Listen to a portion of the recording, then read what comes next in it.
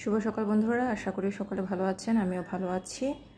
আজকে আমি আপনাদের সাথে শেয়ার করতে আসছি টুকরো কাপড় দিয়ে আসলে কি কি করা যায়।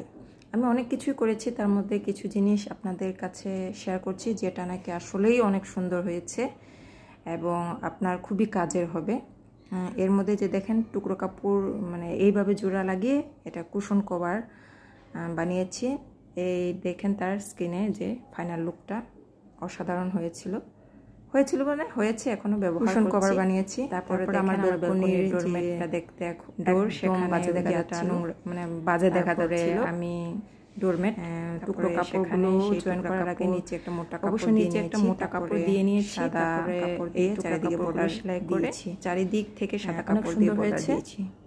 তারপরে আমি টুকরো কাপড় দিয়ে যে গলার জামার গলার ডিজাইন সেটা করেছি, দেখতে পাচ্ছেন। তারপরে দেখতে পাচ্ছেন, তারপরে এই যে একটা ব্যাগ তৈরি করেছি। ভালো লেগেছে জানাবেন। ধন্যবাদ।